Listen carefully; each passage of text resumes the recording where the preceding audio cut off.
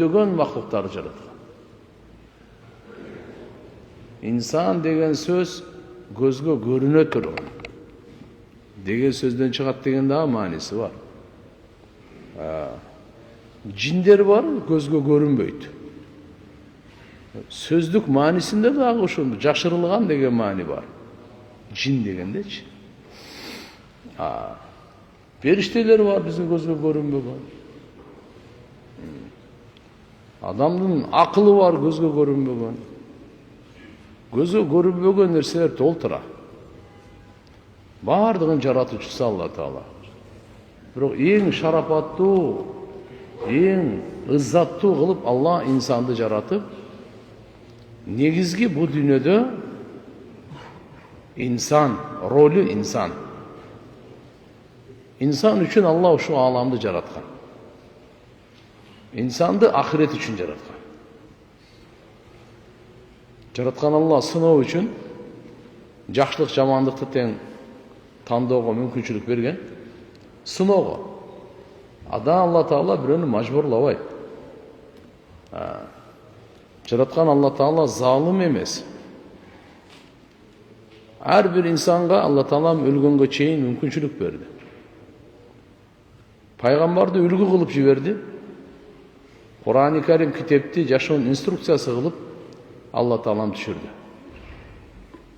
Акыркы китеби Кудайлык кабар менен толо, бардык адилеттүүлүктүн үстүндө. Бир дагы окуясында шек, күмөн, жалган жок. Кур'ан Алла Тааланын жашоосунун жолдомосун берген бизге. Пайгамбарыбыз Мухаммад алейхиссалам Kur'an менен аламдан караңгылыкты кууп чыккан. Адамдардын жүрөктөрүнөн аламдан адилетсиздикти, ташбоордукту, арам, кутуруу, шайтандык, бузукулук, кан төгүү бардыгын Kur'an менен Алла пайгамбарыбыз Мухаммад алейхиссалам жок кылган. Адамгерчилик, кичпейилдик, кеңпейилдик, ынтымак, биримдүүлүк, тазалык, бири-бирин сыйлаган, жакшы көргөн, уяттуулуктун бардыгын пайгамбарыбыз Кур'ан менен орноткон. Кур'ан бүгүн алдыбызда турат турганда. Ушул Кур'ан айтып атат, силер жок элеңер, жоктон бар болдуңар, азыр барсыңар, бир аздан кийин жок болосуңар.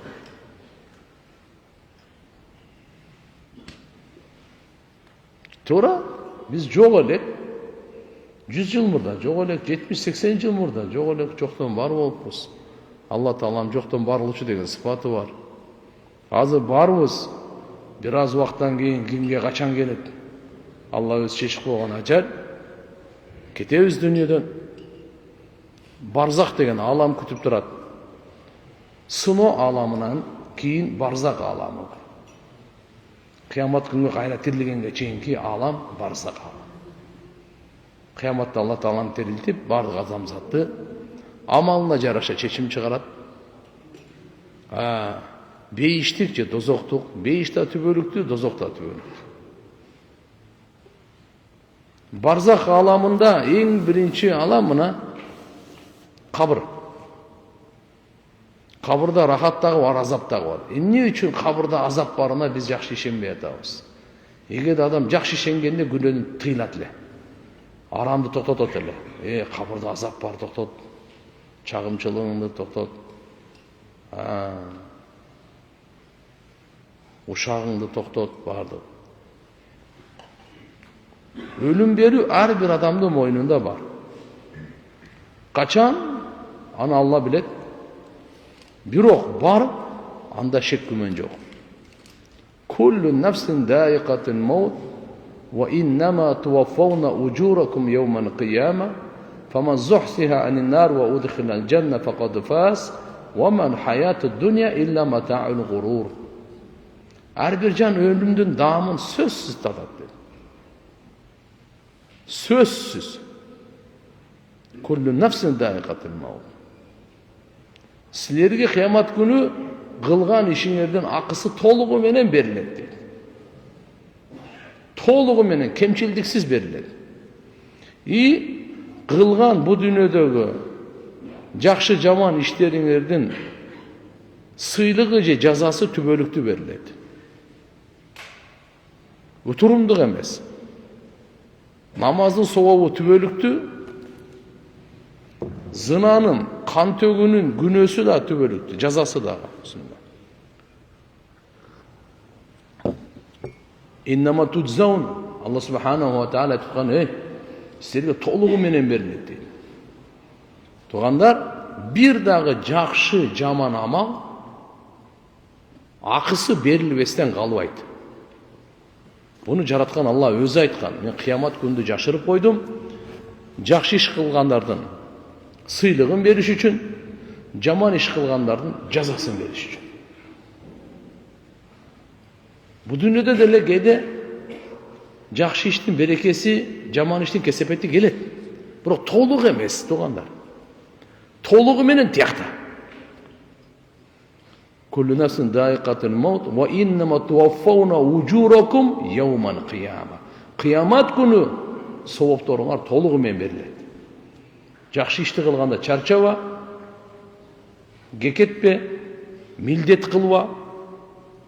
Алла үчүн кыл, ошонун пайдасын өзүң аласың. Бирөөгө кайрымдуулук кылсаң милдет кылбай эле кой. Анын сообун Алла Таалам сага берет, берекесин бу дүйнөдө сага кайтарат. Ошон үчүн пайгамбарыбыз үммөттү ушуга тарбиялаган. Жакшы иш кыл, Алла үчүн кыл. Жакшы иш кыл дагы, аны унутуп кой. Дагы жакшы иштерди кылганга мүмкүнчүлүктөрдүн эшиктери ачылсын. Фаман зухсиха анин нар ва удхилал жанна факад фаз. Ким дозоктун отунан куткарылып бейишке киргизилсе, мына ушул адам бактылуу адам деди Алла Таала. Ага чейин мен бактылуу, тиги бактылуу, же ырдап койсоң бактылуу болгула десе бактылуу болуп кала турган андай жок. Андай жок тугандар. Албетте Алла субханаху ва тааля жакшы амалдардын берекесин берет, адамга кубанычтуу, рахаттуу, бейпил жашоо берилет, ушуну бакыт деп коебуз. Иззаттуу жашоо берилет. Кыжалатсыз, кордуксуз. Бирок чыныгы бакытты Алла Таала айтып атат, андан кийин артынан бактысыздык жок. Же бактысыз болсо аркасынан бакыт жок. Ошол ким дозоктон кутулуп бейишке киргизилсе, ошондо гана болот. Бейишке киргизилгенден кийин болду. Бакыт, бакыт, бакыт. Бактысыздыкты вообще жок экен. Дозокко киргизилсе, Кудай сактасын, түбөлүктүү бактысыздык. Ошон үчүн Алла субханаху тааля Кур'анда айтып койду. Унутпасын бейиш дозокту деп. Биз адам баласы экенбиз, материалдык дүйнөдө жашап атабыз. Баарыбызды нерселер, буюмдар, дүйнө, акча, доллар нерсе курчап калган, акыйкатты унутуп калып, акыйкатты эстен чыгарып коюп, акыйкаттан бекапар болуп жашап атабыз. Ошон үчүн Алла Таала Кур'анды окуп тургула. Фақрау ма таяссара минал Кур'ан. Күчүңдүн жетишинче окучай. Кур'ан окула dedi. Пайгамбарыбыз канча Кур'ан бизди эстетип турат. Кур'ан бизди бузулгандан токтотуп турат.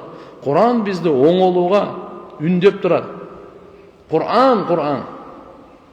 Чыныгы адамдык атта калыш үчүн Кур'ан-ы Карим Алланын акыркы китеби.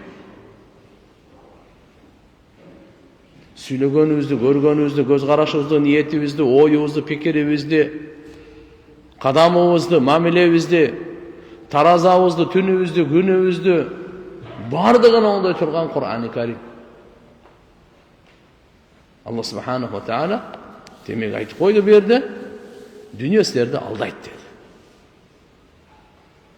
Дүйнө силерди алдап коет. Дүйнөнүн нерсесине көп таяна бербе. Кыйынсына бербе. Матаул гурур. Бул ушундай дүйнө мындай экен да, кичине адам баласы кыйынсына баштай турган эле бир пайдала турган бир нерсе экен, буюм экен бул. Biri машинесine kıyınсынат, biri atına kıyınsınat, biri үйüne, biri giyimine, biri daha başka nersesine. فَمَنْ زُحْسِهَ عَنِ النَّارِ وَاُدْخِلَ الْجَنَّةَ فَقَدْ فَازَ وَمَا الْحَيَاةُ الدُّنْيَا إِلَّا مَتَاعُ الْغُرُورِ. Bu dünyanın yaşosu mata'ul gurur. Mata' deb paydalangan bir nerseni aytadi. Gurur menmensigenge ушуну карап. Бири-бирине кыйынсынышат. Менин бала чагам көп, менин байлыгым көп, менин түкүнчөм көп. İbrahim Aleyhisselam'a Allah Teala Kur'an-ı Kerim'de ayttırıp koygan, joldomon berip koygan İbrahim peygamberge aytkan. Ne degen? Yevme la yenfa'u malu ve la banun illa men atallah bi kalbin salim. Erte kıyamet günü mal mülkün bala çakan sana payda beribeydi. Kim taza jürek alıp gelse oşol gana payda beredi. Şunun için hormatlı Müslüman bir tuğandar, bu dünya sınoo dünya, jaşoo amanat, денсаулық аманат, үй бүлө бала чака аманат.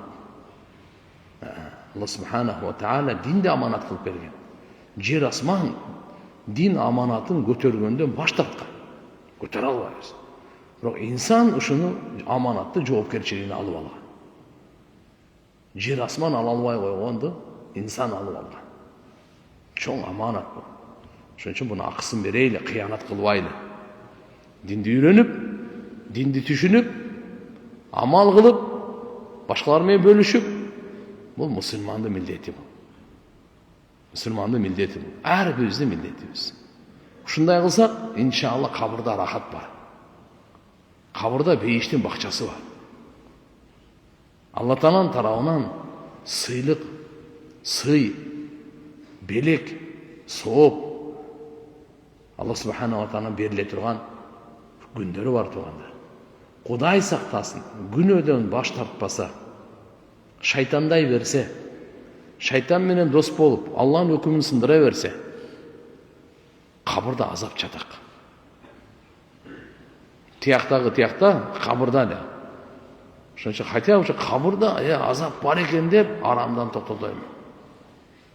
Арабтын акыны айткан: "Я ман бид-дуньяху иштагал وغره طول الأمل والموت يأتي بغتة والقبر صندوق عمل."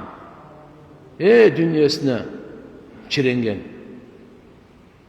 dünyası menen alektenip kalgan adamga kayrılуу жасап атат. Dünyası menen alektengen. Uzun ümit aldap koygan deydi. Emne aldap koygan? وغره طول الأمل deb uzun ümit aldap koygan. Sen mындай kılasın, tigindey kılasın, planlarda uzun ümit. Ölüm kapısından gelir dedi. وَالْمَوْتِ يَأْتِ بَغْتَةً. Ölüm kapısından gelir. وَالْقَبْرُ صَنْدُقٌ عَمَلٍ. Kabır amaldın sandığı deydi. Demek жақшы жаман амалдын sandığı kabır. Жақшы iş kılsan kabırda жақшылығын табасın. Жаман iş kılsan kabırda sandıkta жаман табасın. Amaldın sandığı ket. Kabır amaldın sandığı. Gün sayın kılgan amalыбыз kabırga топтоп атабыз. Sandıkta жақсы түшүнбөй калдык, банкта бул. Топтой бересин, барып казынаңдан алып аласың. Ошон үчүн мына сабактарыбыздагы өткөнкү сабактарыбыз кабырдагы азап бар, акыйкат. Ким кабыр азабына ишенбесе, иманы жаңылганга туура келет. İmandan açarap kalat. Mutawatir dep koyat. Бұл hadisler kabır azabı boyunca Peygamberimiz aytkan hadislerden dengeli öte жогорку. Kur'an'a жақында барат. Kur'an'ın ayatın çetke kakkan imandan çıkıp ketken deyle. Peygamberimizin de uşunday hadislerin çetke kakkan imandan çıkıp ketken. Kabır azabı var, anık. Ошон үчүн иншалла азыр даярдана турган мезгил бар. Ар бирибизге оңолгонго кадам таштайлы, бузукулукту бурулбайлы.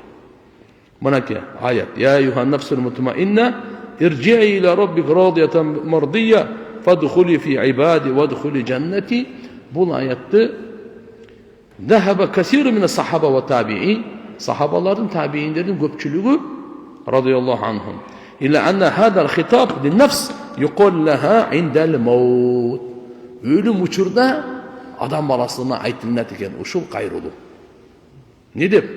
Жакшы эгерде таза өзүн кармап, таква болуп, арамдан сактанып жашаган болсо, ey nafsul mutmainna, Allah'ın hükmüne beypillik tapkan nefs, irci'i ila rabbika radiyatan mardiyya, sen Rabbına kaytkın, razı olgan avalda, razıçılık algan avalda. Fadkhulu fi ibadi, men pendelerime girgin, oşalardan katarına. Vadkhulu cenneti, beyişke girgenden uşu söz, adam ölüp atkan, can berip atkanda oşunda aytılат deydi. Кайсыга? Takva adamga. Aramdan özün sақтап жашаган адамга. Көпчүлүк сахабалар ушуну айткан. Ва инда нашр дейт, тирилген учурда айтылат дейт. Кабыр өлүм учурунда индел маут, ва инда нашр кайда тирилген учурда дейт. Саид ибн Жубайр радıyallahu rahmetullahi aleyh айтат, Пайгамбар саллаллаху алейхи ва салламдын алдында ушул аят тилават кылынды дейт. Азыркы. فقال أبو بكر رضي الله عنه, أبو بكر الصديق رضي الله عنه قال إن هذا لحسن. бұл өте жақсы ғой. Ушинтип айтылынып атса, периштелердің тарауынан айтылынып атат ана. Таза нәпс деп. Аллахның үкімі нәпсі мутмаина деп. Туғандар адам баласының нәпсісі Құран-ы Кәрімде 3 түрліге бөлінеді екен. Кейбір адамдардың нәпсісі нәпсі аммара, кейбірлердікі нәпсі лауама, кейбірлердікі нәпсі мутмаинна. Пайғамбарлардың, сахабалардың, аулия салихиндердің нәпсілері мына мутмаинна. Атак нәпсі өзі түп тамырынан нәпсі бұл аммара деп болады. Инна нәпсі ла аммаратун бису. Нәпсі, адамның нәпсісі че, только жамандыққа бұйырады. Иші ошалар. Нәпс, аның иші жамандыққа ғана бұйрық береді. Ла аммаратун бису дейді. Бір-екі жол емес, постоянно. Бүгін, ертең, бірсі күні, нарқы күні. Жамандыққа бұйырады. Жаман іштерді қылдыртқанға, ошолның бардығына нәпсі бұйрық береді екен да. Башқа емес. Ошол içindегі жаман ішті не үшін қылайын деп отырсың? Кім саңа бұйрық берді? Көзге көрінбеген нәпсі ошол. Не үшін жалған сөйледің? Не үшін арамды іштің? Не үшін арамға бардың? Қайсы нәрсе түрткі болды? Нәпс. Инна нәфсә ла аммаратун бису. Құранда айтып қойған. Нәпсінің іші, нәпсі бұл жамандыққа ғана бұйрық береді. Егер де Құран хадистің тәлімін алса, пайғамбарымыздың тәліміне көңіл бұрып, өзінің нәпсісін ұқпай пайғамбарды ұға тұрған болса, анда бұның даражасы көтерілеткендағы нәпсі лауама деп қойды. Өкіне тұрған нәпсі көтеді екен. Тұр емес қыл болса, сразу өкілеткен да. Бағымда қаза қылып алды, жini келіп тұрады да. Біреуге бірі, біреуін алдап қойса, біреуге жамандық қылып қойса, сразу өкінеді да. Қыла тұрғанда қылбай қойса, қылбай тұрғанда қылып алса, сразу өкінеді. Ушыны айтып қойды, нәпсі лауама. Ла уқисиму бияумин қияма, ва ла уқисиму би нәпсі лауама. Құранда келеді. Нәпсі лауамаға Алла Тағала ант етші. Лауама де өкінеді. Қап. Қанша жашуымда намаз қаза қылыпмын деп өкінеткен да. Қанша жашуымда жалған сөйлеп мына өкінет екен да. Қанша жолы текеберленіп мен, қанша көралбастық қылыпмын.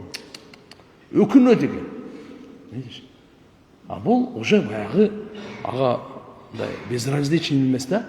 Ал уже нәпсісі тәрбияланып, машалла ал жерден шығып кетті. Пайғамбардың Мұхаммад алейхиссалам тәлімдерімен. Андан дағы егерде нәпсіменен қаршы күреше берсе, нәпсісіменен жихад қыла берсе, нәпсісіменен соғыша берсе, Алла Тағалам нәпсіл мутмаиннан даражасын береді екен да. Ал только арам іштен сақтанып рахаттанады екен да. Арам ішті қылып емес, арамды таштап рахаттанады. Сараңды қылып емес, садақа беріп рахаттанады. Алланың бұйрығын атқарып рахаттанады. Жүрексүү бейпилденет. Ала бидикриллахи татмаиннул кулуб. Кабардар, кулак салып койгула. Алланын зикиринде гана жүрөктөр бейпилденет дейт. Жүрөктөр рахаттанат, тынчтанат. Азыр адам бүткүл дүйнөсү кыжалат. Стрессте. Акчасы бары дагы, жогу дагы, мансап бийлигинде дагы, жөнөкөй калкында да. Карасаң эле күн сайын проблема бүтпөгөн, көбөйгөн. Кыжалатчылык көбөйүп атат, рахат азайат. Рахат утурумдук, кыжалатчылыгы болсо биринин үстүнө бири чыгып кеткен. Эмнеге турган? Алланын өкүмүн аткарганда адамдын жүрөгү рахаттанат. Алла Таала ошого койгон. Жүрөктүн рахаты Алланы эстеп, зикирде мурат итаат. Ала бидикриллахи татмаиннул кулуб. Алла айтып, кабардар кулак салып окула. Алланын зикиринде, Алланы эстеп кылган амалда гана жүрөк тынчтанат. Намаз окуп атасың, орозо тутуп атасың, зекет берип атасың, садака берип атасың, дуа кылып атасың, Кур'ан окуп атасың, сүннөт аткарып атасың, Алланы эстеп күнөөдөн сактанып атасың, ажумра кылып атасың. Бардыгынан Алла Таалам жүрөгүңдү бейпилдик менен толтурат. Не менен толтурат? Бейпилдик менен. Хадиси кудусиде Пайгамбар саллаллаху алейхи ва саллям айтат, Алла айтат экен: "Я ибни Адам, тафаррак ли ибадати." Ой Аллахын, адам баласы. Алла Таала айтат: "Эй адам баласы, мага ибадат кылууга убакыт бошот." Не кылып атат? Ибадат кылганга убакыт бошот. Тафаррак ли ибадати. Мен ибадатыма кичине убакыт бошот да. Не болот? Амла калба, амла садрак гинан. Сен көкүрөгүңдү мен байлык менен толтурам дейт Алла Таала. Ва асуду факрак, жакырчылыгыңдын эшигин жаап коем дейт. Жакырчылыктын эшигин жаап коем дейт. Ва инна тафал эмуа. Эгерде сен ибадатка вакыт бошотпой турган болсоң, ибадат кылбай турган болсоң, анда сенин колуңду дүйнөгө алек кылып, жакырчылыктын эшигин жаппайм дейт.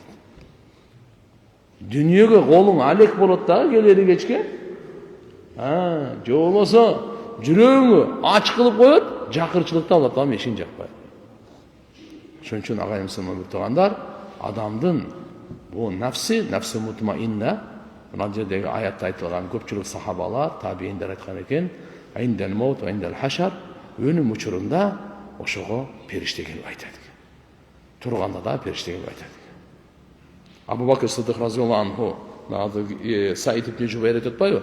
Пайгамбарыбыздын алдында ушул аят тилават кылганда, Абу Бакр Сиддик разияллаху анху айтты: "Охо, бул өтө жакшы куш кабарлар го", десе пайгамбарыбыз айтты: "Ама иннал малак саякулуха лака индал маут."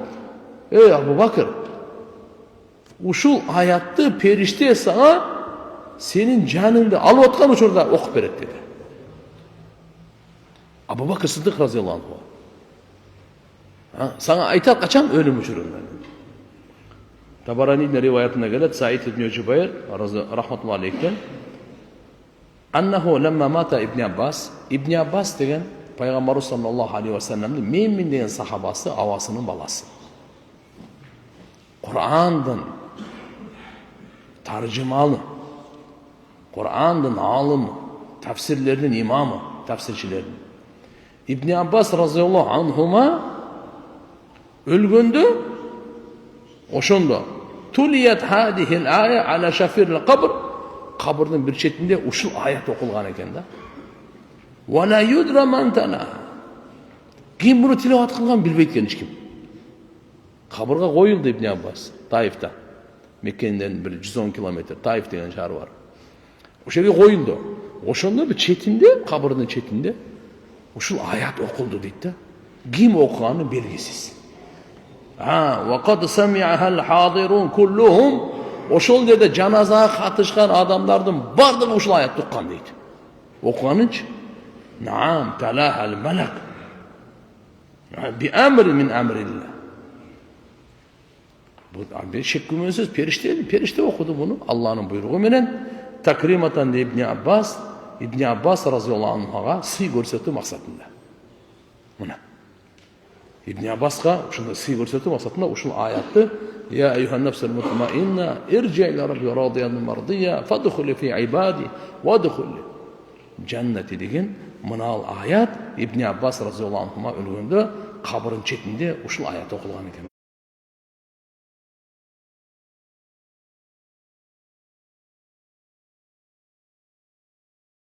أخرجوا أنفسكم اليوم تجزون عذاب الهون بما كنتم تقولون على الله غير الحق وكنتم عن آياته تستكبرون.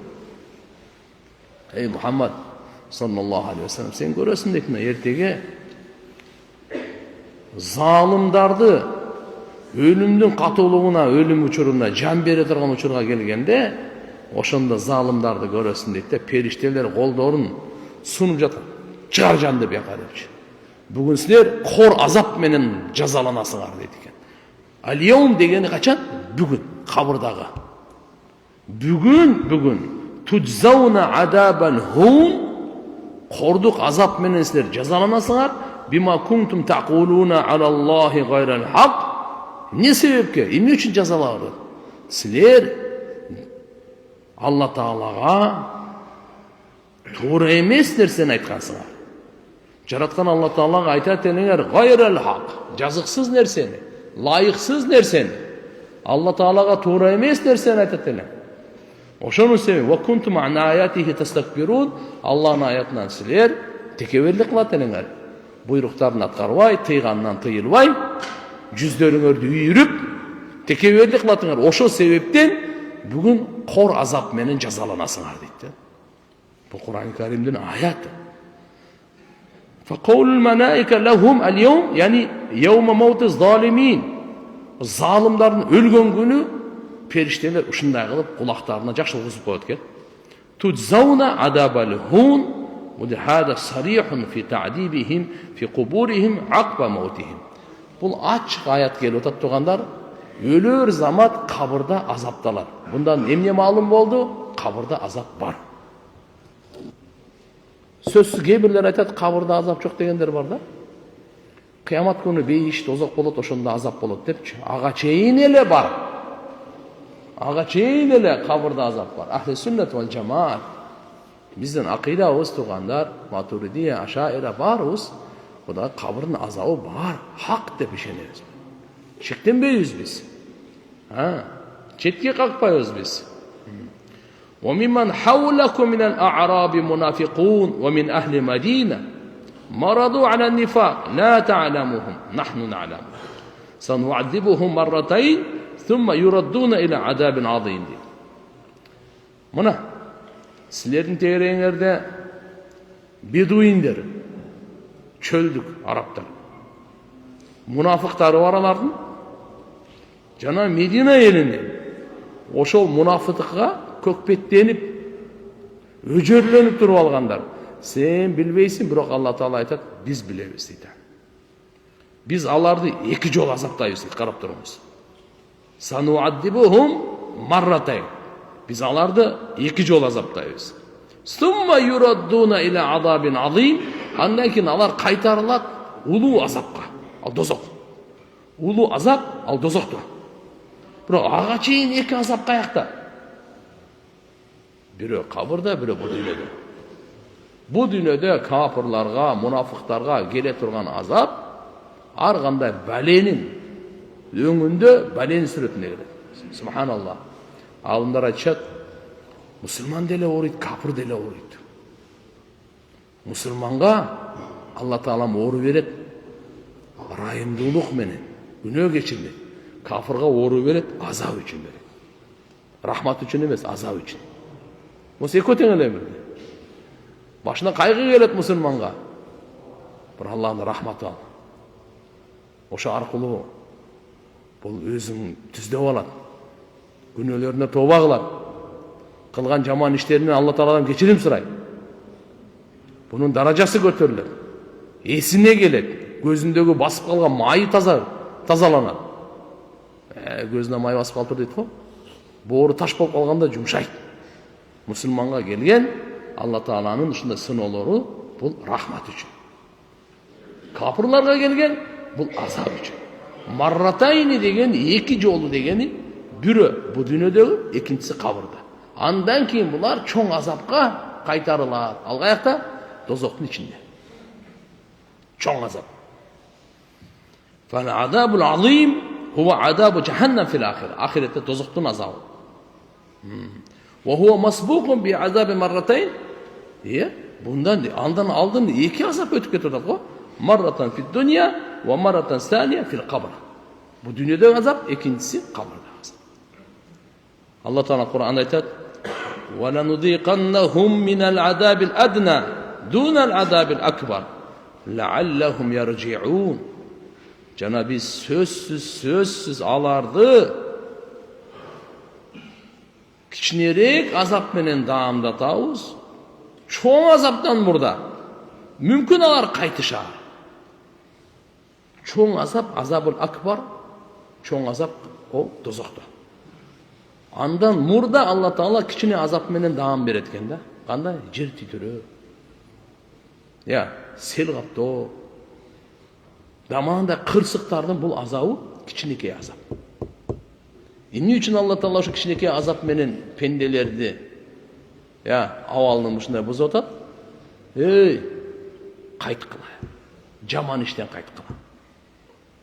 Бузукулукту таштагыла, арамды таштагыла, күнөөнү таштагыла, тоң моюндукту таштагыла, жаратканга каршылык чыкканды таштагыла, шайтандыкты таштагыла, арамкорлукту таштагыла. Анан лааллахум яржиун, таквалык жашоого келгиле. Адамдай жашоого келгиле. Илим жашоосуна келгиле, зикир жашоосуна келгиле. Сүннөт жашоого, таква жашоого Алла Таалам кайтыш үчүн чоң азаптан мурда кичинекей азап менен даамдатабыз деп атат да. Кичинекей азап менен даамдаттырабыз. Бир-аз. Чоң азаптан мурда. Мына ушул жерде дагы Ибн Аббас разияллаху анхума бул үммөттүн менмин деген алымы. Не деген? Далил кармаган.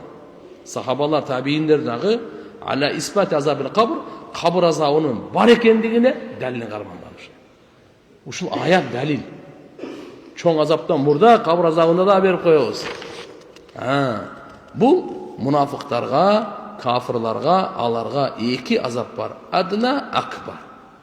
Алла субханаху ва таала бу дүйнөдө кээ бир азапты төмөн алгандай десе, алардын башынан балени таштап, мүмкүн Аллага кайтар деген максатта жакшы иман келтирип, жакшы амал кылып. Алла субханаху ва таала кээ бирлерин болсо өлүмдөн кийин барзакта азаптайт.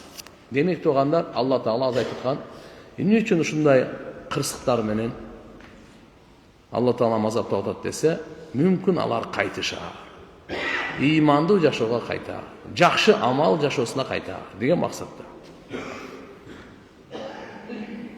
Кыямат күнү фалахум азабул акбар илля ман тавалла ва кафар фаюадибуху Аллахул азабал акбар.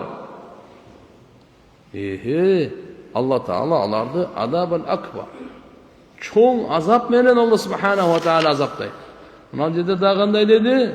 Азабул хун, кордук азап менен. Азабун азим, улуу азап менен. Азаптардын Алла субханаху ва таала түрлөрүн айтып атат. Ашаддул азаб, өтө катуу азап дегени.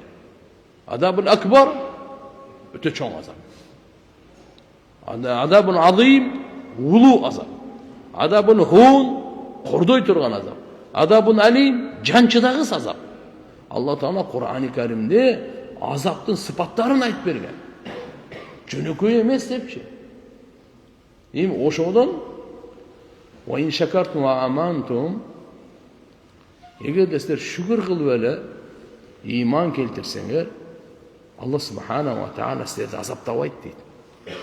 Алла Таала азаптаганга кызыктар эмес. Пенде ошого заслуживать этет да.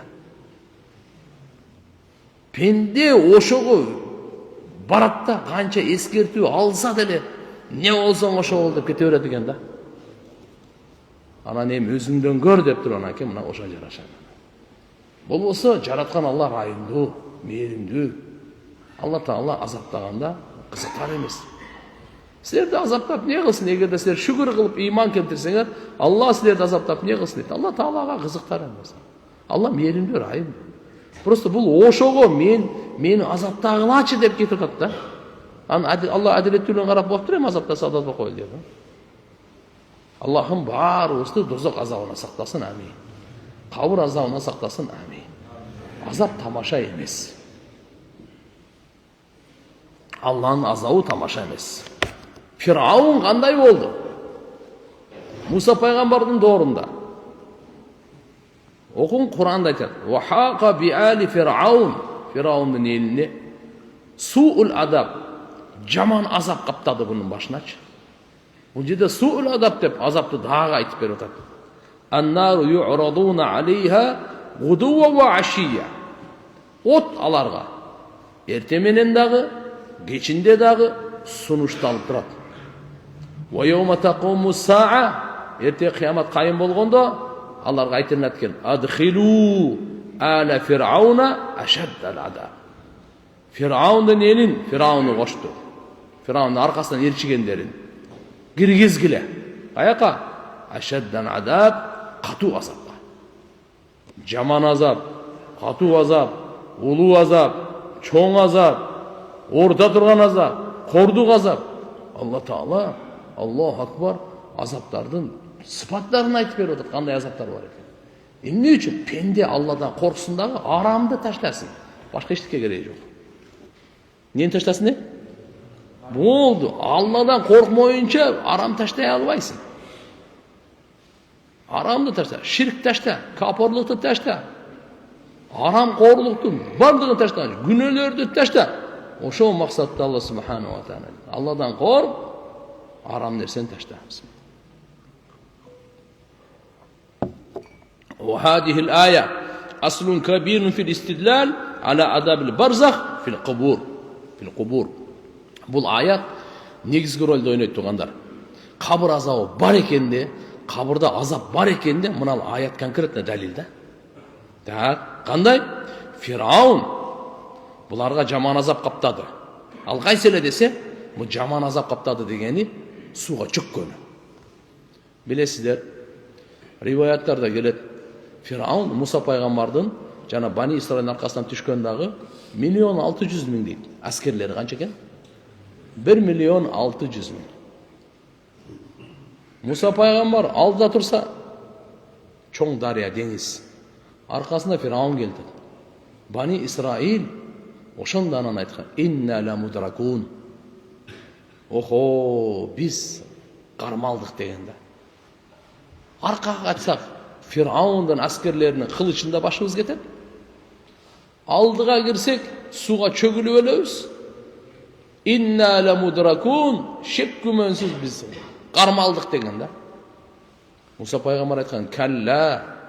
Бұл Құран, бұл аят Құран бұл. «Калла». Ешқандай андай емес. Біз қармалдық деген тура емес, қармалған жоқ біз. «Инна робби саяхдин», ұғып тұр. Мен Робым маңа жол ашып береді деді. Алла Тағаладан бұйрық келді: «Муса, таяғыңмен чап, мынау ұшы дарияны» деді. Суны чап деді. Суны чапқанда таяқменен 12 жерден жол болды. Су тоқтап қалды. Цемент құйылғандай. Бірақ прозрачный. Эмне үшін 12 жол? Бани Исраиль 12 уруға бөлінеді. Әрбір уруға өзінше жол. Бір-бірін қарап, суының үстінен өтіп кетеді. Бір-бірін қараған бойдан. Өтіп бітті, нар жағына шығып кетішті. Мынау жақтан қараса Фирауын әскерлері менен, жол таяр ғой, мост жасап қойдыр ғой бізге де. Ойлағанда біз үшін оқшайды. Барды кірген, Алла бұйрық берген суға, мұрынқы қалуыңа кел деді.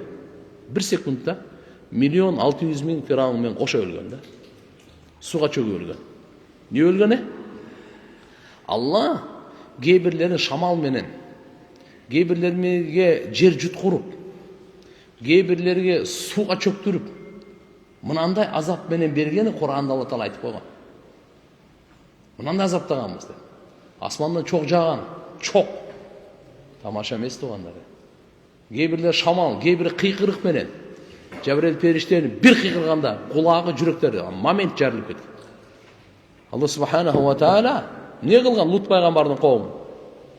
Жер пер 5 айыл деп айтылат. Көтөргөн. Булутка чейин көтөрүп туруп, макулбу? Булутта аттын кишенгендери угулат дейт. Ошол жерден тескери үстөмөн кылып туруп, жерге баскан да, урганда, билесиз? Көмкөрөсүнөн түшкөн бардыгы. Лут коомдун мына эркек менен эркектер баш кошкону. Алла субхана мынандай азаптаган. Ар бирине именной таш менен аркасынан контрольный кылып башка жок койгон. Ошого чейин жок болгондо. Периштенин кыйкырганы, асман көтөрүп туруп, үстөмөн кылып башы менен кайра сайганы, ар биринин аркасынан именной кылып туруп таш менен урганы. Кыямат күнгө чейин адамдар Куранды окусун дагы ошол арам ишке барбасын. Акыбети мындай менен бүтөт деп. Жер жуткырып ирди Карунду. Аллаху акбар. Суга жуткырып ирди Фираундун аскерлери. Мына ушул жерде айтылат мынакей. Фираунга кандай болгон. Так, эмне деп атат? Фираунга жаман азап ал суга чөгүүсү. Андан кийин барзах аламына өттү булар. Интaqalu ba'da mautihim ila adabil barzakh. Суга чөгүп өлгөн бул бир азап. Андан кийин барзах аламына өттү. Фахум yu'raduna 'alan nar sabahan wa masa'an. Эми барзах аламда Алла Таала айтып атат, буларга от эрте менен дагы, кечинде дагы сунушталып турат. Мааниси мындай, азапталып турат. От менен эрте менен да таптап азаптап, кечинде дагы азап. Wa yamassuhum adabuha. Мына оттун ушу азабы, оттун пламясы мына эмесин. Бардыгын азабы катуу. Качанга чейин? Кыямат күнгө чейин. Кыямат күнү Алла Таала айтат экен, Фираундун аскерлерин, элин аркасынан эрчигендерин бардыгын катуу азапка киргизгиле дейт. Ал катуу азабы дозок. Демек тугандар, мына аят дагы ачык айкын далил кабыр азабы бар экенине. Ошто эмне үчүн ушул аяттан айтылып атат? Биздин жүрөгүбүздө шек болбосун. Экиленип кичине ойлонуп да калып калбайлы. Барбы же жокпу депчи. 100% бар. Кабырдын азабы дагы бар, кабырдын рахаты дагы бар. Кандай экен? Себеп дегенде эмне үчүн кабырдын рахаты айтылбайт? Хадистерде айтылат азыраак. Азап көп айтылган себеби, себеп дегенде кабырда азап жок дегендер чыккан, ошолорго сабак болсун. Пайгамбарыбыз Мухаммад алейхиссалам айткан, силер намазды окуп атканда салам бергенге чейин 4 нерседен паана тилегиле деген. Тааваду мин арба. Канча нерседен? 4 нерседен. Биринчиси, Аллахумма инни аузу бика мин адаби жаханнам, ва мин адабил кабр, ва мин фитнатил махья вал мамат, ва мин шарри фитнатил масихид даджал. Салам берерден мурда ушу 4-өндөн Алла Тааладан сак саламатчылык сура, анан салам бер. Паана тиле. Я Алла, мени дозоктун отунан сакта, кабырдын азабынан сакта, өлүм жашоонун фитналарынан сакта. Я Алла, даджалдын фитнасынан сакта деген дуа. Пайгамбарыбыздын талими. Андан кийин ассаламу алейкум ва рахматуллах, ассаламу алейкум ва рахматуллах. Эми хадиске келе турган болсо, кабырдагы неаматтар, кабырдагы азаптар боюнча Бухари шарифте, Муслим шарифте келет, Ибн Аббас разияллаху анхумадан Пайгамбар саллаллаху алейхи ва саллям айткан: "Инна ахадакум ида мата урида алейхи мақадуху бил гадати вал аши." Пайгамбарыбыз айтып атат: "Угуп алыңыз, пайгамбардын сөзү. Силердин бирөөңөр өлө турган болсоңор, ага кабырда орду көрсөтүлүп турат. Эрте менен дагы, кечинде дагы. Инкана мин ахлил жанна, эгерде бул киши бейиштик боло турган болсо, фа мин ахлил жанна, анда бейиштен орду көрсөтүлүп турат экен. Машаалла, бейиштик амалдарды кылып кетти.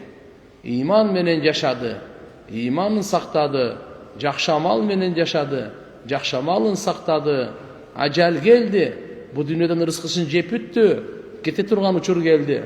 Dünya менен коштошуп кетти. Кабырда эми бул Алла Таалам Erте менен кечинде бейиште түбөлүктү бара турган ордун көрсөтүп турат экен да. Ага чейин рахаттана берет. Мына ушул жерге барат экен да, деп сүйүнүп. Эрте менен кечинде. Күн сайын көрсөтүлдү. Wa in kana min ahlin nar fa min ahlin nar. Эгерде дозокко боло турган болсо, бу дүйнөгө келип, дүйнөгө алаксып, алданып, напсинин кулу болуп, Алланы унутуп калып, Алланы эстебей, китебин окубай, пайгамбарын укпай, сүннөтүн аткарбай, эми не болду бул? Дозоккулук болуп кетти. Ал эрте менен кечинде дозоктогу жайын көрсөтүп турат экен да. Ага чейин эле уже өлөт экен да. Ага чейин эле өлөт. Күн сайын эле сага көрсөтө берсе, мына эртеге түбөлүк тушерге азапталасың. Азыр деле азапталып атат. И плюс азаптын дагы бир түрү бар, көрсөтүп туруп. Эртең ушерге барасың, эртеге ушерге барасың. Саар кеч дозокто түбөлүктү бара турган жайын көрсөтө берсе элестет. Кандай нерсе? Я. Айтып атат. Фаюқол хада мақ'адук хатта ябтакаллах азза ва жал илейхи йаумал қияма. Мына сенин жайың дейткен. Алла сени кайра тирилткенге чейин, кыямат күнгө чейин мына ушу сенин жайың дейткен. Эрте менен кечинде көрсөтүп турат экен да. Капырлардын азабы кабырларда турганда. Муслим шарифте келет, Зайд ибн Сабит радыйаллаху анху риваят, пайгамбар саллаллаху алейхи ва саллям бир жолу Бани Наджар деген бир уру бар эле, Бани Наджар деген. Ошолордун багын жанында өтүп бараткан экен. Фи хайт ли Бани Наджар. Ала баглатин лаху, пайгамбарыбыз качырдын үстүндө. Качыр деп аттан кичинекей, эшектен чоңду качыр деп коет. Экөөнү кошулду. Ошонун үстүндө эле дейт. Ва нахну мааху жадат жоса хадат би. Ай малат ва нафара. Бир маалда эле Зайд ибн Сабит айтып берди, пайгамбарды качыр үрүктү да. Жыгылганга аз калды дажачы. Şu бактын жанында үркүп турган айтты. Пайгамбар саллаллаху алейхи ва саллям көрсө бир 6 кишинин кабыры бар экен. Канча кишинин? Кээ бир риwayatта 5 кишинин. Анан пайгамбар сурады, "Ман яриф асхаба хадихил ахбар?" Мына кабыр ээлерин ушулар ким ушу өлүктөрдү билгендер барбы араңарда dedi. Bir kişi aytti, men bilem dedi. Peygamber aytti, kaçan öldü dediler. Cahiliyatta ölgön dedi. Josandan keyin ölgön dedi.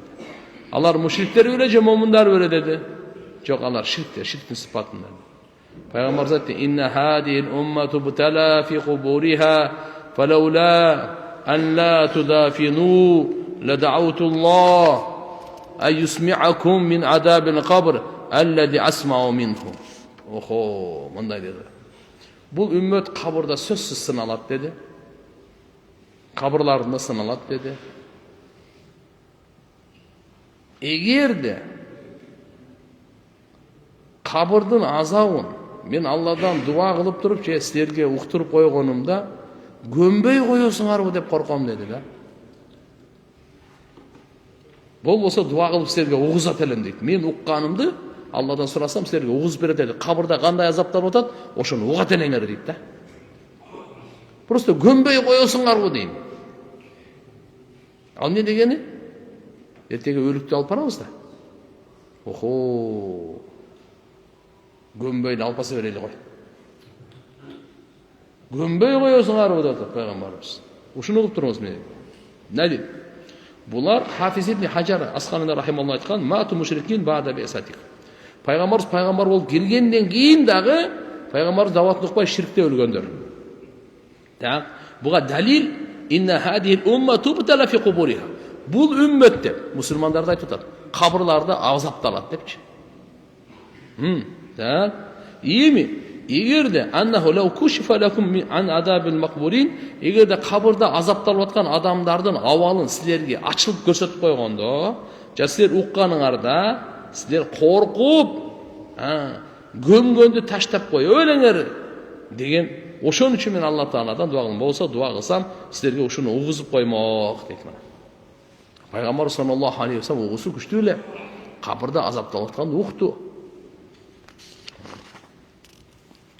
Keyin Peygamberimiz bizge yüzdöndü da aytdı. Ta'awwadu billahi min adabin nar. Ey, tozok otunun azabından pana tilegile dedi. Сахабалар бар айтты: "Науду биллахи мин адабин нар". Я Аллах, bizi dozaq otundan saqta. Keyin Peygamberimiz aytdi: "Taavvadu billahi min azabil qabr". Qabr azabından pana tileyle dedi. Sahabalar aytdı: "Naudu billahi min azabil qabr". Qabr azabından pana tileyiz ya Allah dedi. Peygamberimiz yine aytdı: "Taavvadu billahi minel fitan. Ma zahara minha ve ma batan". Fitnalardan pana tileyle. Aşkeresinden dağı, jaşurundan dağı. Sahabalar aytdı: "Naudu billahi minel fitan, ma zahara minha ve ma batan". Ya Allah, biz pana tileyiz fitnalardan, aşkeresinden dağı, jaşurundan dağı. Dördüncüsü taavvadu billahi min fitneti deccal.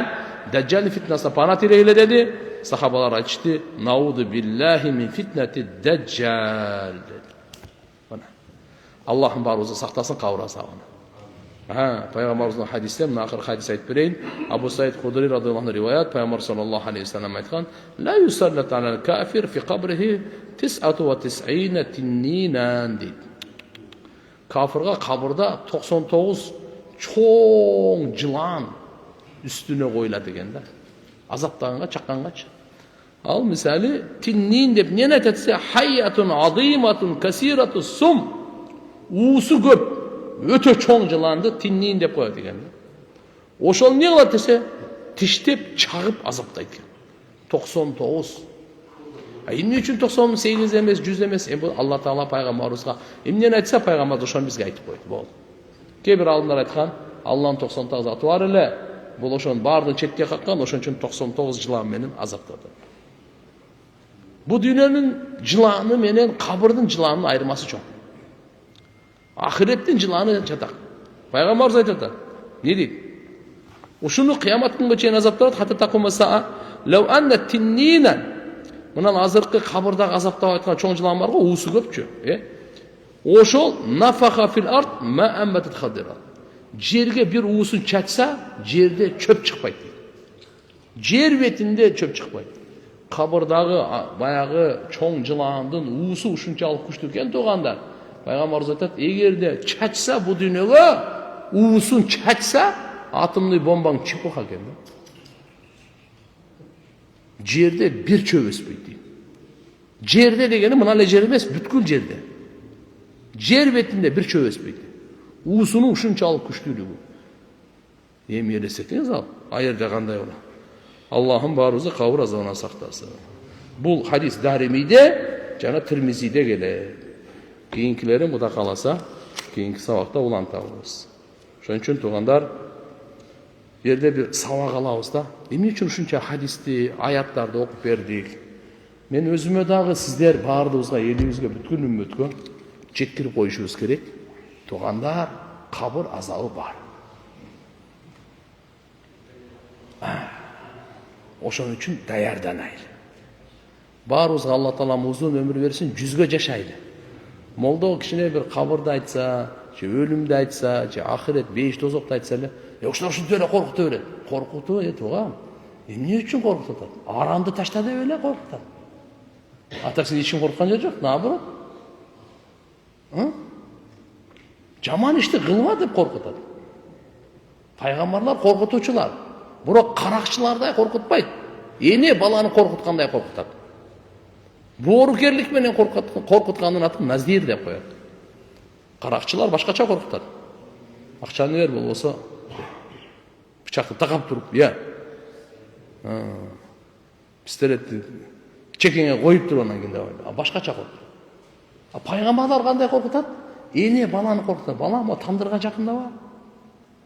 Bala mına жерде шорпо пышып атат, jakındaba? Bu yerде от jakındaba? Borukerlik menen toktotот, ошого чалдыгып калбасын депчи. Кыйналып калбасын деп. Же ошондо коркуткан жаманбы? 3 жашар балаң бар, 2 жашар балаң бар. Эне тек койсаң кандай болот ана?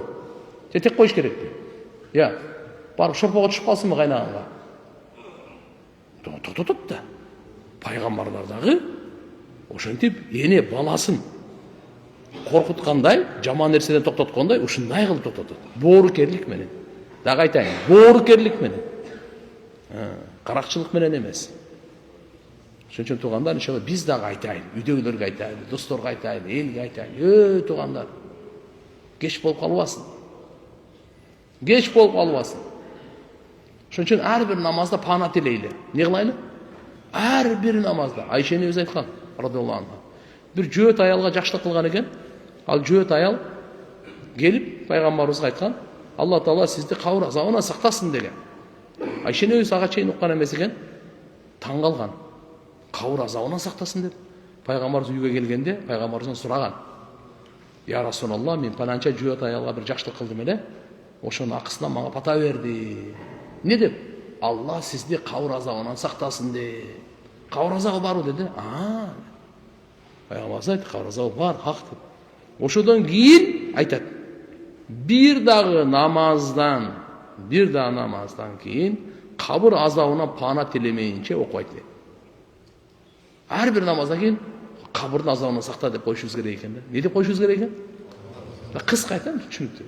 Намаз окуп бүткөндөн кийин, я Алла мени дозоктун отунан, кабырдын азабынан, өлүм жашоонун фитналарынан, жаман сыноолорду фитна деп коюп, ана дажжалдын жамандыгынан сакта деп коюп, кыйынбы? Ушуну башкаларга айтайлы барлар. Айтабызбы иншалла? Ошого иншалла алдына ала арам нерселерди таштайлы. Шариаттын максаты ушу. Бизди сизди арам нерселерден токтотуу. Алла. Мен бир бала менен 5 ай сүйлөштүм. Ал Бишкекте, мен Турцияда элем. Ага чейин жолугуп сүйлөшкөнбүз. Үйлөнөм деп үмүт берип атты.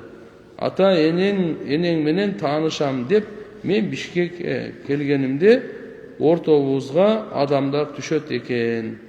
Токтотуп салдым. Аябай жаман болуп турам. Эмнеге анти деп. Жөнөмдө суроону мындай суроо. Мындай да бул эми. Ата энеден өткөн боорукер адамга жок. Ошон үчүн балдарга да, кыздарга да кайрылуубуз ушул. Туган, үйлөнөм десең ата эне менен кеңеш. Турмушка чыгам десең ата эне менен кеңеш. Эгерде Кудай сактасын ата энеси жок болсо, анда сизге жакшылык каалаган туугандар менен кеңеш.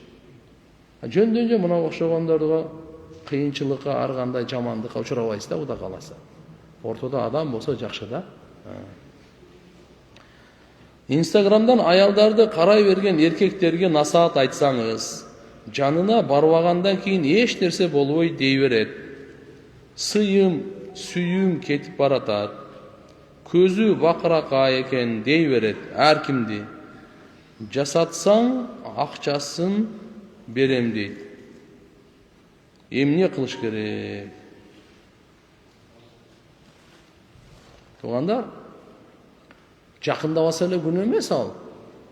Хадисте келет, адамдын көзү зына кылат, колу зына кылат, тили зына кылат, уяттуу жери чынчылдык тастыктайт же жалганга чыгарат.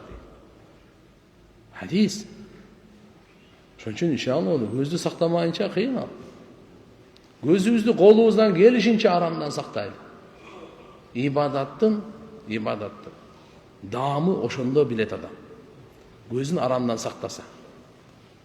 Хадистерде келет, Алла Таала жүрөгүнөн даанышмандуулуктун булагын чыгарат дейт.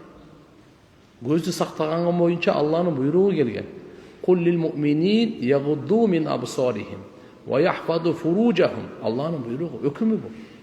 Момундарга айтып кой, көздөрүн сакташсын, ылдый кылсын. Уяттуу жерлерин сактасын деген. Көздү жана уяттуу жерди сактаганга Алла түздөн түз буйрук берген. Аялдарга да буйрук берген.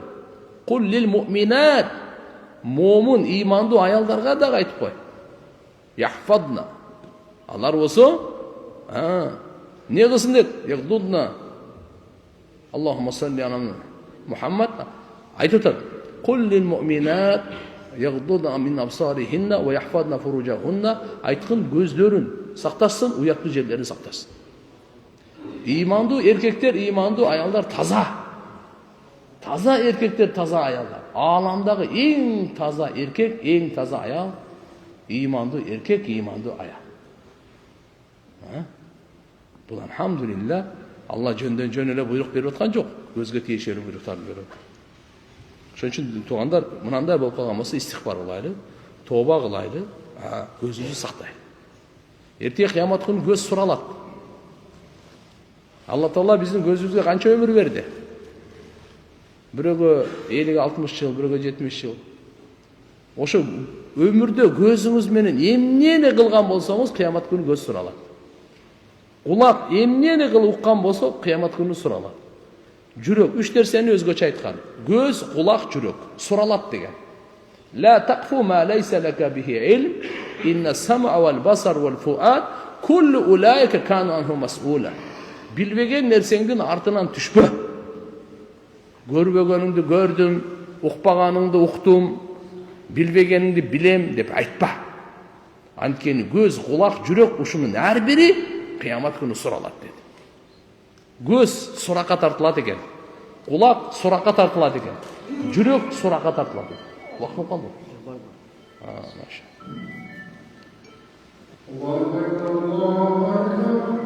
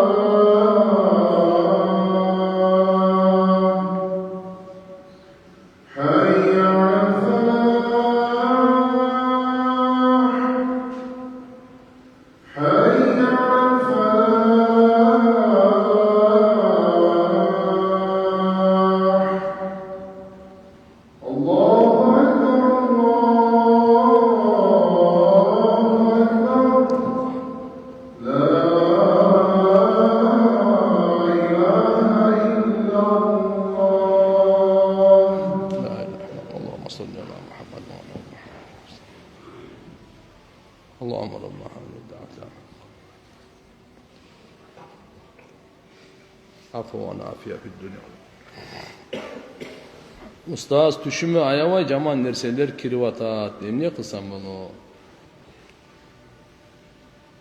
Сүннөткө бекен болуңуз. Сааркы кечки дуаларды окуп, кечинде сөзсүз Ихлас Фалахнасты окуп, тарат менен жатыңыз. Аятал Курсини да окуңуз. Эстегенде Пайгамбар саллаллаху алейхи ва саллям айткан: ким Бакара сүрөсүнөн 10 аят окуса, эрте менен кечке чейин ага шайтан вообще жакындай албайт деген. Кечинде окуса, таң атчакта шайтан жакындабайт. Ал 10 аят башкы 4. Алиф лам мим, заликал китаб ла ройба фи, худан лил муттакин, الذين يؤمنون بالغيب ويقيمون الصلاة ومما رزقناهم ينفقون والذين يؤمنون بما أنزل إليك وما أنزل من قبلك وبالآخرة هم يوقنون. Şerişen 4 ayet. Ayet-el Kursi, Allahu la ilahe illa huvel hayyul qayyum okuyusuz dağı. Andaki daha 2 ayet. La ikraha fid din dep, Allahu veliyyullezine amanu. Şu menen 3 oldu. Başında 4, buna 3 kaç oldu? 7. Makul? Akırkı Bakara suresinde 3 ayet. Lillahi ma fis semavati ve ma fil ard ve in tubudu da bul amana rasul. Uşun 10 ayette Peygamber sallallahu aleyhi ve sellem aytadi, kim ertemen okusa kechke çeyin şeytan jakındabay. Geçinde okusa şeytan ağa taң atjak jakında. Okuңuz, Xuda kalasa ayattın berekesin göresiz dağı. Aram nerse, korkunuş nerse, azgırık nerselerden bardığından uzak bolasiz. Şam namazdan keyin kaza namaz okusa bolou, түшүндүрүп бересизби? Болот, шам намаздан кийин окуңуз каза намазды. Каза намаз 3 убакта гана окуса болбойт. Күн чыгып атканда, чак түштө күн батып атканда. Калган учурлардын бардыгында тuganda ушундай абалда дүйнө менен кош айтайлы, что мойнубузда каза намаз калбасын. Каза орозо калбасын. Кимдин мойнунда зекет фарыз болсо, каза зекети калбасын. Şunun için inşallah karab kazaları tez okup veriş gerek. Мечитте эмес, көбүнчө мүмкүн болсо үйдө окуганга жакшы. Мечитте кайра окусаңыз, буяктан казасын окуп атыптыр да дейт да. Күнөө кылуу өзү күнөө. Аны ашкере кылуу дагы күнөө да. Ошон үчүн уламалар айткан, мүмкүн болсо жашырын окугула деген. Жашырын үйдө болот да. Салам алейкум, балам 16 жашта акыйканы кандай кылыш керек? Акыйканы кылбасаңыз азыр деле кылып коюңуз, проблема жок. Уул болсо 2 кой, күчүңүз жетсе, мүмкүнчүлүгүңүз болсо, кыз болсо 1 кой союп, тууган урук менен бала чака менен итак эле эт жейсиздер. Ошону ниет кылганда акыйка ниет кылып коюң, бүттү. Башкага эмес, анча-мынча кошна колонго тууган уруктарга кичине берип койсоңуз дагы жакшы. Assalamu alaikum. Bizde 3 kızımız var. Жолдошум çoğun ele жақшы көрөт. Қалғанын меники емес дейт. Қандай чара көрсө болот? Астагфируллах. Қандай меники емес деп. Мен ортоңорда кандай экен мен билбейм. Бирок мисалы 3 кызыңар болсо, пайгамбарыбыз айткан, балдардын, кыздардын ортосунда адилеттүү болгула деген. Адилеттүүлүк үй бүлөдөн башталат. Ошон үчүн балдарга, кыздарга бирөөсүнө көңүл көбүрөөк буруп, экинчисине азыраак бурсаңыз, тигинин жүрөгү сынып калат. Сизге айтпайт, ичинен сактап коет. Ошон үчүн балдарга тегиз болойлу, туугандар. Кийим алып берсеңиз, тегиз алып бериң. Көңүл бурсаңыз, көңүл чогуу. Сапарга алып чыксаңыз, ойнотсоңуз, бул жолу буну алып чыктыңызбы? Экинчи бул жолу. Кыздар балдардын ортосунда канча балаңыз бар? 5 бала.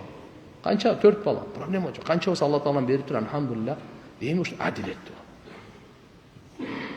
Бир адилеттүүлүк шариаттын талабы. Мен намаз окуйм, даарат суу менен даарат алсам ооруп калам. Таяммум кылып алып окусам болобу? Болот. Эгерде ооруп кала турган болсоңуз, ооруңуз күчөйүп кетсе, таяммум кылсаңыз болот. Бирок сиз жылымылык суу менен хотя бы бир жолу фарызды жууганга күч барбы? Ошо бир жууганга дагы ооруп каласызбы? Ошого ооруп калсаңыз дагы анда болду, анда таяммум менен окуйсуз.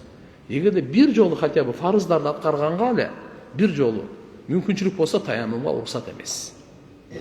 Жылымык мындай суу алыңыз. Так эле бат эртең менен турганда беттерди жууп атабыз. Жуубай жүрө берсек болбой калат да. Бир жолу эле жууйт экенсиз. Эгерде ага дагы ооруса, анда уже шарият адамды мажбурлабайт, таяммумга уруксат бербейт. Кызым Каабага Кур'ан китеп жиберди. Сооп кандай? Өтө жакшы болот. Пайгамбарыбыздын риваятында келет, өлгөн адамдын артынан садакай жария деп коебуз. Суу чыгарган, канал казган, бак тиккен, мечит салган, ошолордун бири мечитке Кур'ан коюп койгон. Бул дагы сооп экен. Канча киши окуса, ошонун сообу сизге дагы, өзүнө да жазыла берет. Кимге ниет кылсаңыз, ага дагы жазыла берет. Бирок Каабага Кур'анды алып барып коюп койсоңуз, алар алып коет дагы башка жака жөнөтүп берет. Себеби бирок Каабага Кур'ан койсо болот, ошол жерде кире бериште печати менен Кур'андар сатылат.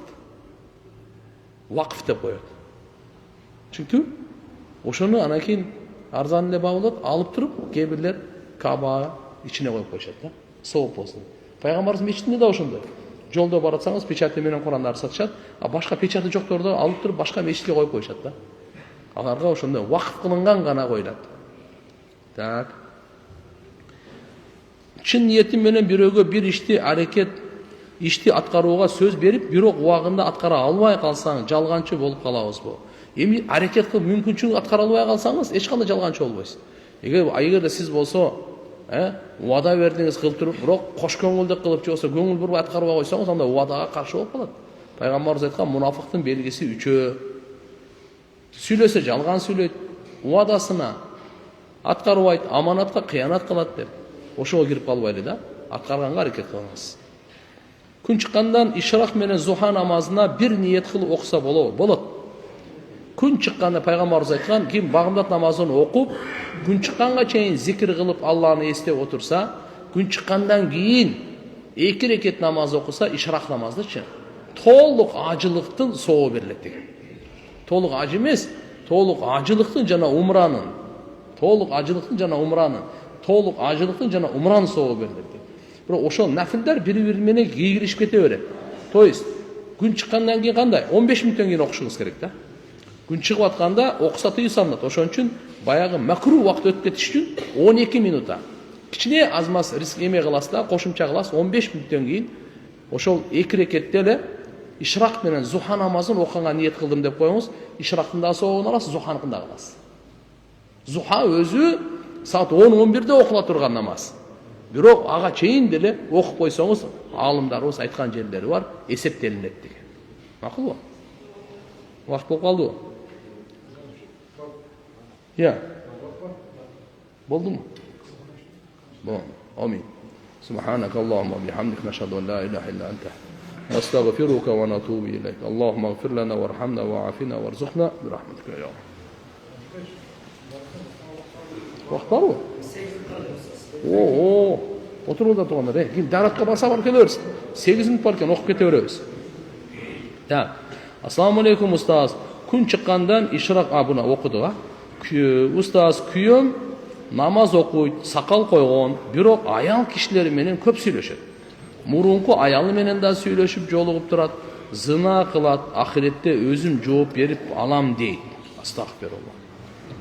Тугандар, андай тамаша эмес.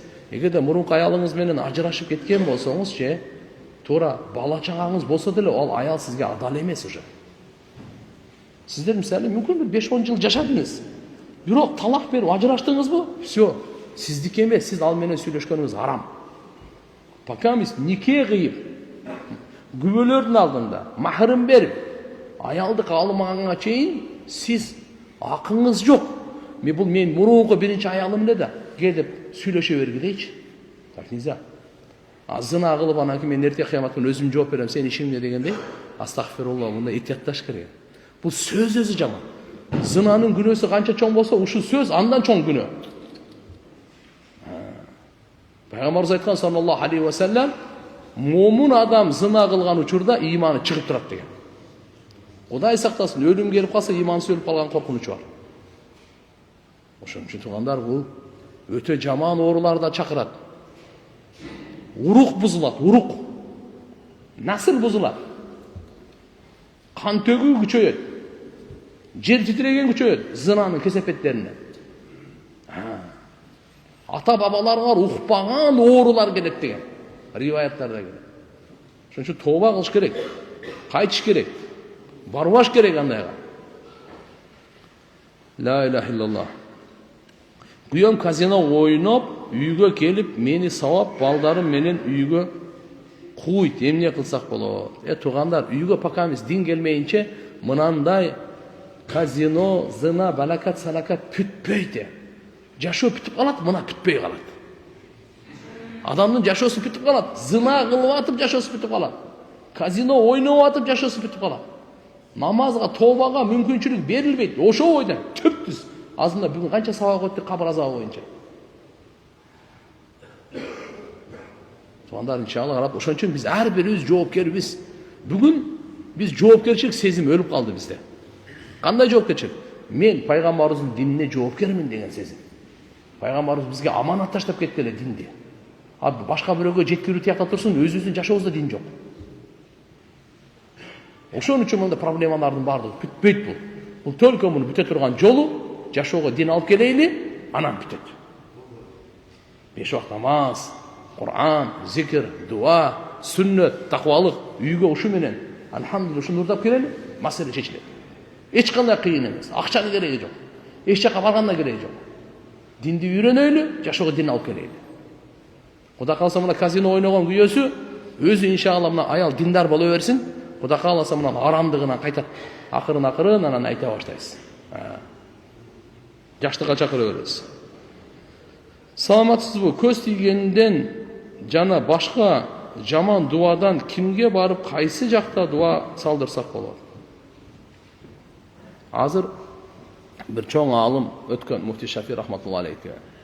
Ошо кишиге бирөөлөр келет экен да. Мага көз тийди, бирөө сыйкырлап койду, кара дуалап койду. Мага дем салып коюңуз дейчи. Ушунун таасирлери кетсин. Жамандыгы кетсин депчи. О киши айткан экен. Адам күнөө кылат го, анын таасирлери көз тийгенден дагы, кара дубадан дагы, сыйкырлангандан дагы жаман дейт. Ошону кетириш керек. Күнөөнүн таасири жаман да. Сыйкырдан жаман. Күнөөнүн таасири көз тийгенден жаман. Күнөөнүн таасири кара дубадан жаман. Кетириш керек. Азыр эмесе биринчи ошон үчүн мына көз тийгенден жана башка дубалардан эң жакшысы адам өзүнө өзү дем салса уш күчтүү. Өзүңүз өзүңүзгө райым кылгандай, башка сизге андай эч ким райым кыла албайт. Ошон үчүн биринчи сиз өзүңүз Ихлас, Фалак, Насты жаттаңыз. Кайсын жаттаңыз?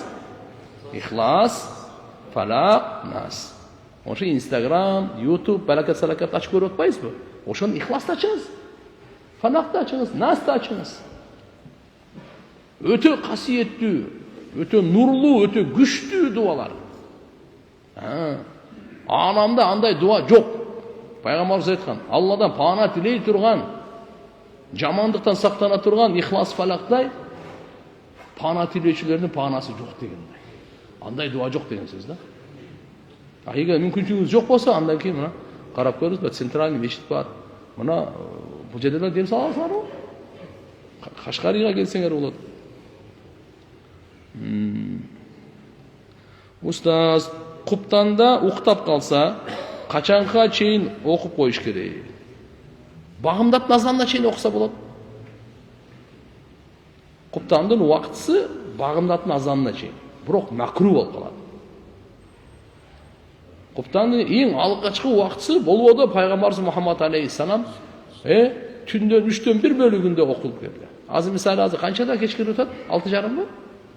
Я, примерно 6:30. Так, таң канчада атып атат? Тоже bir 6:30 да, 6. 12 saat деп кой. 12 saatты 3-кө бөлөйлү. Канча болот экен? 4-пү? 4. Демек күн баткандан кийин 6:30дан 4 saat окусаңыз 10:30да эң мустахаб убактысы ушу. Куптандык. Андан кийин saat 12-ге чейин мубах окуса болот. 12-ден өтүп кеткенден кийин, түндүн жарымынан өтүп кеткенден кийин макру убакыт башталат. Бирок багымдаттын азанына чейин окусаңыз ада деп коет, каза болбойт, ада болот, макру болуп калат да. Убактысы ушундай. La ilahe illallah. Намазды окуп жаткан жакшы. Устаз, жолдошума айтпай садака берсем күнөө болобу? Жолдошуңуздун акчасы менен садака кылсаңыз күнөө болот. Өзүңүздүн акчаңыз болсо айткандын кереги жок. Үйдөгү общий кассадан жолдошуңузга айтпай эле садака кылса болбойт. Кожоюндан сураш керек. Эгер сиз өзүңүздүн акчаңыз бар, бирөө белек берди же өзүңүз таптыңыз, проблема жок. Садака бере бериңиз аны. Жолдошуңузга айтпай эле. Боло берет. Устаз, прививка боюнча айтыңызчы, жолдошум балдарыма алдырайын десем каршы болуп атат, шарият болбойт деп. Карап көрүңүз, прививка боюнча дайыма ыктыярдуу деп айтабыз. Өзүңөр тандоо силерде. Алдырасызбы, алдырбайсызбы? Алдырба деп да айтпайм, алдыр деп деле айтпайм, ыктыяр. Ал жерде прививка негизи Куранды каралат. Сиз эмне дары менен прививкалайын деп атасыз? Ошону Курамы бизде Минздрав жооп берген болсо нормально. Ал кыямат күнүндө ошолар жооп берет. Ооруп кала турган болсо, мисалы, ажылыкка баратканда прививка дейт. Менингиттен, паланчадан, түкүнчүдөн, чочко гриппи бар дагы, курин, бир баракат деген грипптердин түрлөрү бар. Ошого баарын вакцинациялабыз, прививка. Милдеттүү түрдө алдыртат. Тияктан эме болбосун депчи.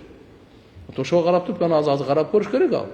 Мына жактан биз мисалы карап, бала ооруп калбасын анда мындай дей турган болсо, бирок ошол эле кезде эки жактан уктук да бизчи.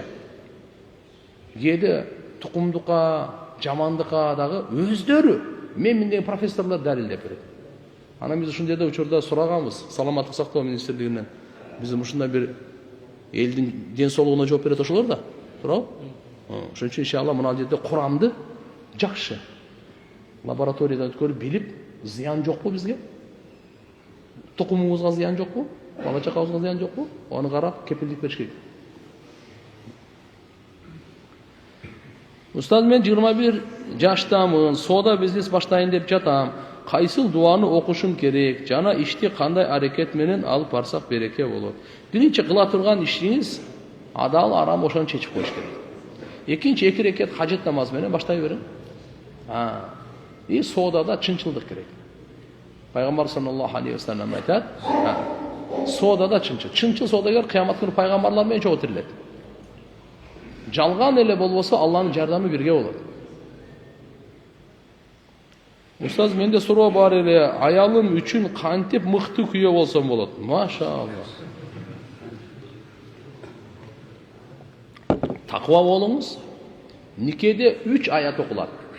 Хутбада. 3 аятта тең таква. Мыкты күйөө болуш үчүн таква болу. Мыкты аял болуш үчүн таква болу. Башка эчтеке кереги жок.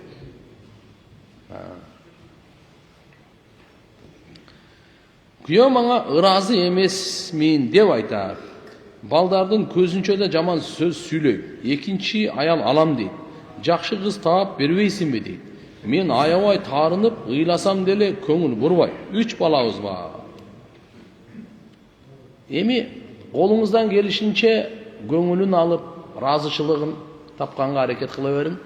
Эгер дагы деле ошончо кызматыңызга ыраазы болбосо, анда сиз эч кандай күнөөкөр эмес. Пайгамбарыбыз бирок айткан жери бар да мындай.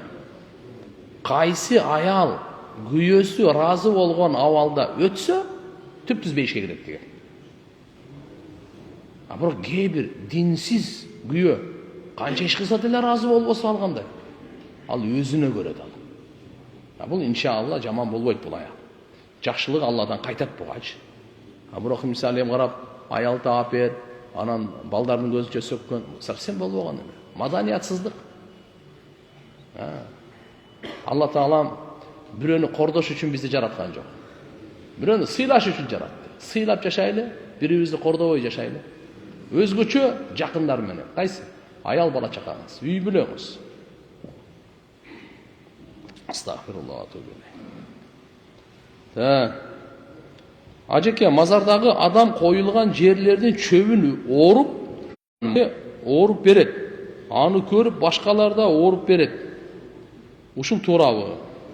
Мазардагы чөптөрдүчү, оорубош керек. Чөп бойдон турсун, ал тасбих кылат. Не кылат, Тасбих түшүнөсүзбү? Зикир. Кабырдагы адамдарга, булардын бардыгы Алла Тааланын тасбихин кылат. Ураганга чейин. Урагандан кийин орсо болот. Кабырстан вакыфтын жери. Ошон үчүн буну бирөө ээлик кылып алган туура эмес. Үйүн алып кетип алып коюн бага турган. Эң кем багал ошого берип коюш керек. Бечаралар жөндөн-жөн күйгүзүп үрбөй, же болбосо жок кылып үрбөй, же ошону пайдалансын. Бирок эң бечарага бериш керек. Сиз колуңузда бар болуп алдап колдонсоңуз жакшы эмес. Түшүндүңбү? Албетте ошо кабырда чөптү сатып берип, акчасына коруп койсо, проблема жок. Мал тебелебесин, башка неме кылбасын.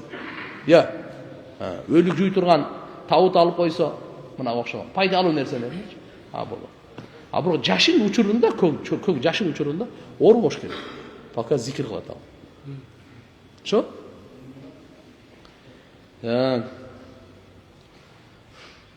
Менин суроом, боюнда бар аял чачын алдырса эч нерсе болбойбу? Же төрөгөндөн кийин чачын алдырса? Аял затка пайгамбарыбыз тыюу салган, чачын кырдырбасын. Эгерде кокустан ооруп калса кандай? Башынан операция кылыш керек болуп атат, хижама кылыш керек болуп атат. Ошондой учурда уже башты алыш керек, чачты алыш керек болуп атат. Bunday зарылчылыкта шарият уруксат берет. Жөндөн-жөн болбойт. Зарылчылык барбы же жокпу, буну караш керек. Мага баары таарына беришет, эмне кылсам болот? Саламатсызбы? Мага баары таарына беришет, эмне кылсам болот? Баарын көңүлүн көтөрүш керек. Карап туруңуз, мусулмандын жүрөгүнө кубаныч салуу, кубаныч арноо, улуу ибадаттардын бири. Ошон үчүн биз бири-бирибиздин көңүлүбүздү көтөрүп жашайлы. Бири-бирибиздин жүрөгүбүзгө кубаныч салайлы. Мулла Али Кари рахматулла алейх мындай дейт да. Бир хадис бар, пайгамбарыбыз мындай деген. Bir musulmon ekінші musulmonды ziyorat qilsa, ki o'rib qalsa, iadat qilsa, ziyorat degan narsasi. Asmandan bir perishte bunday deydi. Teyba. Aytayotgan, tibta va taba mamshaka va tabawwa'ta minal jannati manzila. Öte жақсы ish qilding. Seni basып барғаның Аллаға жақты. Бейіштен bir қан сарай саңа уже готов deydi, tayyor. Bir musulmonды Alloh uchun ziyorat qilgandın savobi ушул. Basып барғаның жағат, жақсы ish qilgan болып есептелесін. Бейіштен bir қан сарай айтар. Ушул жерде o киши жазған, Мулла Али Қари рахматуллахи алейх. Fa inna idkhal surur ala al-qalb bil mu'min afzal min ibadati as-saqalayn. Musulmondun жүрегіне қуаныч салу бұл жин менен инсан дүниеде қанша болса ошолордун барлығын ибадатынан жоғары тұрат екен да. Ошон үчүн туғандар пайғамбарыбыз Кабаны көргөндө айтты го Кабаны. Ey Каба, қандай пакизасың, қандай сыйлуу урматтуусуң Кабага. Алла сени қандай ушундай кылган. Бирок мусулмандын урматы сенен жогору деди да. Мусулмандын сыйы сенен жогору дейт. Ошондуктан Алла Таала арам кылган дейт мусулмандын малы, мусулмандын жаны, мусулмандын авири арам. Кандай? Жанына зыян жеткирүү арам, малына зыян жеткирүү арам, авирине зыян жеткирүү арам деген сөз.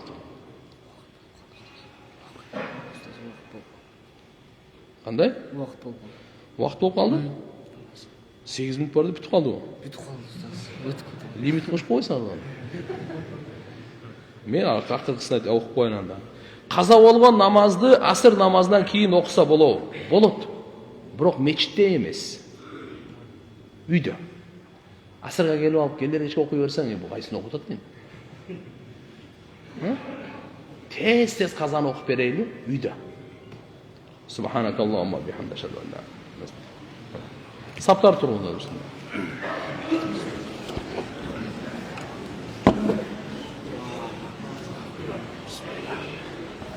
Kaçan sura olursa belgilep koydu.